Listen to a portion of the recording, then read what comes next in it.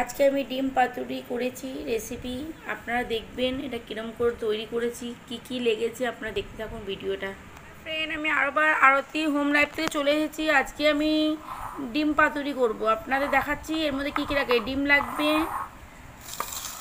পেঁয়াজ লাগবে, শুকনো লঙ্কা লাগবে, আদা লাগবে, রসুন লাগবে, আর কাঁচা লঙ্কা কাটা আছে রাখা হয়েছে। এবার ডিমটাকে আমি সেদ্ধ করে নিয়ে আসছি।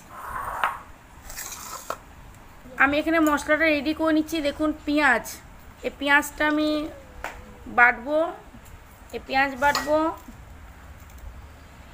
এই কটা রসুন, পাঁচখানা কোয়া রসুন দিচ্ছি।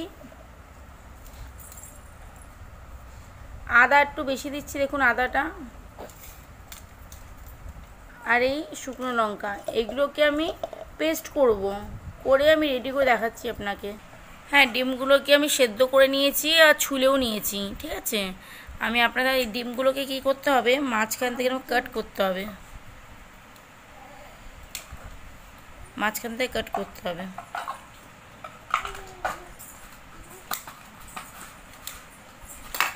যেমন কাট করে নিয়েছি।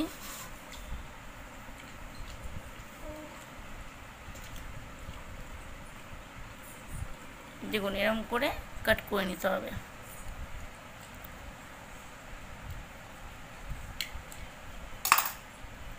ডিমগুলোকে এরকম কেটে নিয়ে দু ফালি মাঝখান থেকে কেটে আমি আপনাদের দেখাচ্ছি। আমি ডিমটা কেটে নিয়ে পুরো কমপ্লিট করে নিই।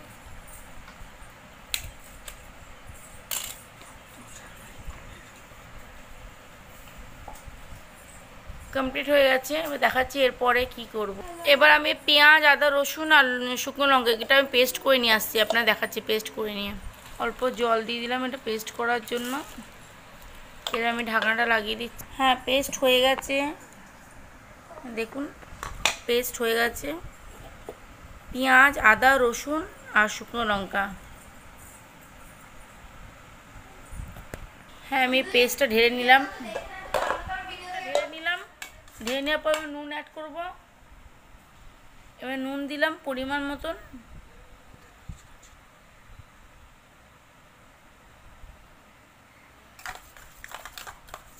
হ্যাঁ, পেস্টটা হয়ে গেছে। আমি এবার এটা এক এক করে ডিমগুলোর মধ্যে দিয়ে দিচ্ছি, আপনারা দেখুন।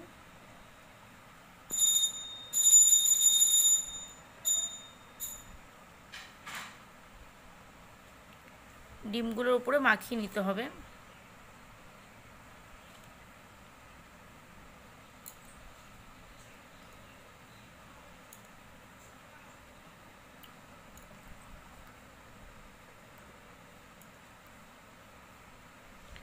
সব কটা ডিমে আমি মাখিয়ে দিলাম। এবার যেটুকু পেস্ট আছে আমার লাগবে অন্যতেও, আমি দেখাচ্ছি আপনাদেরকে, দেখতে থাকুন।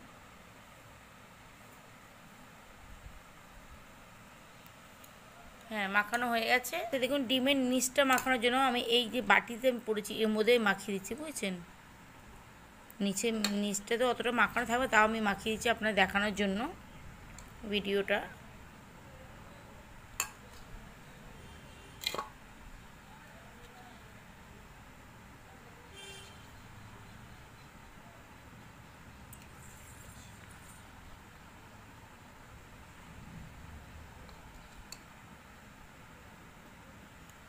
একে একে হয়ে গেছে সব করে, দেখুন।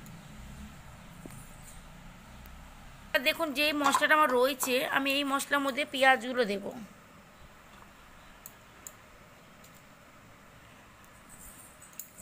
লঙ্কা দেবো,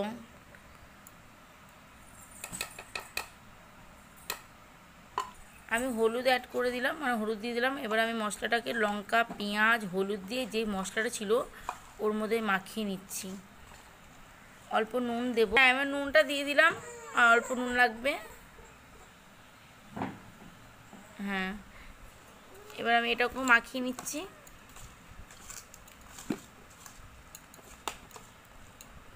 এটা দেখুন মিনিট হয়ে গেছে। আমি এটাকে এবার 2 মিনিটের জন্য একটু ঢাকছি। আমি একটু এর মধ্যে তেল অ্যাড করতে হবে। আমি তেলটা অ্যাড করে নিয়ে আমি আপনাদেরকে আবার এটা ঢেকে দেখিয়ে দিচ্ছি।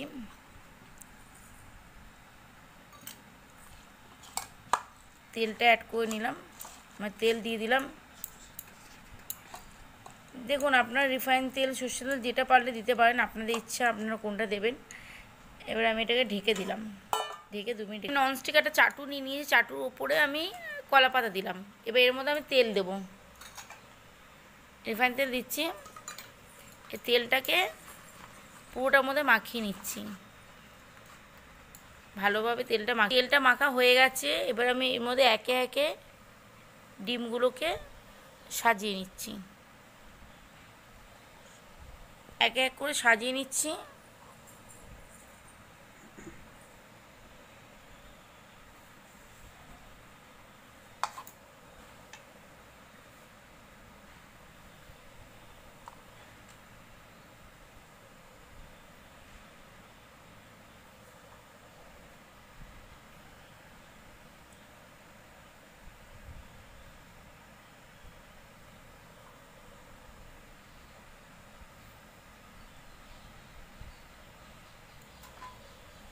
এবার আমি এর ওপরে যে পেঁয়াজগুলো মাখিয়েছিলাম ওগুলো আমি অল্প অল্প করে, হ্যাঁ আমি এবার এক এক করে পেঁয়াজগুলো সবকটা দিয়ে দিচ্ছি। পেঁয়াজগুলো দিয়ে দিচ্ছি আমি, হ্যাঁ আমি পেঁয়াজগুলো সব সাইড দিয়ে দিলাম। এবার আমি যেটুকু পেঁয়াজ আছে একটু ওপর থেকে দিয়ে দেবো।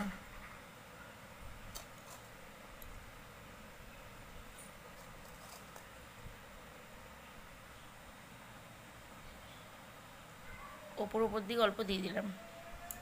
হ্যাঁ দেখুন রেডি হয়ে গেছে এটা মাখানোটা। এবারে আমাকে এটা ঢেকে দিতে হবে।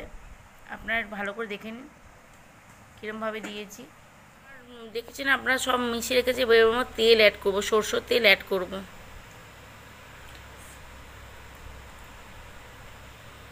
হ্যাঁ এবার সাইড থেকে একটু তেলটা দেবো, পুরো সব পেঁয়াজ টিয়াজ সব সাইড থেকে তেল দিয়ে দেবো। হ্যাঁ এর মধ্যে তেলটা দিয়ে দিয়েছি, আর একটু তেল দিয়েছি। তেলটাই বেশি হবে, তেল টাইপের, এটা গ্রেভি টাইপের হবে হালকা, তো তেল দিয়ে মেন করে খাওয়া হবে। এবার আমি এটাকে ঢেকে দেব, এটাকে ঢেকে দিলাম। এবার আপনারা দেখতে থাকুন এটা যতক্ষণ হচ্ছে, আমি দেখাচ্ছি। আবার আমি আর একটা কলা পাতা নিয়ে নিলাম, এর মধ্যে আমি তেল মাখিয়ে নেবো একটু। এবার দেখুন ততক্ষণ আপনারা বুঝতেই পারবেন কালারটা ছেড়েছে, তেলটা ছেড়েছে। এবার আমি যে কলা পাতা তেল মাখালাম সেটা দিন, এই ঢাকনাটা তুলে দেখছি আমি, দেখুন। এবার আমি এর ওপরে তুলে নিয়ে এসেছি, দেখুন আমি এর ওপরে কলা পাতাটা দিয়ে দেবো। কলা পাতা দেওয়ার ওপরে তার উপরে থালা দিয়ে দেবো, দিয়ে এটা ধরে উল্টিয়ে দেবো।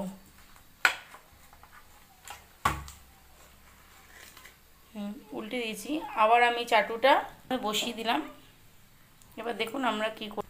আমি এবার এই পাতাটা তুলে দেখাচ্ছি, হ্যাঁ দেখুন ঠিক আছে। এবার আমি এই পাতাটা আবার বসিয়ে দেবো ওর মধ্যে, আবার এই পাতাটা বসিয়ে দেবো চাটুটার মধ্যেই।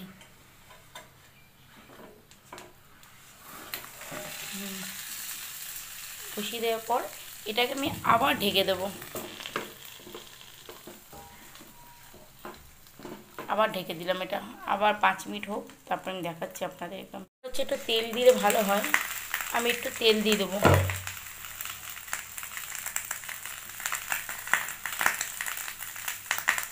একটু সরষের তেল সাইড দিয়ে দিলাম।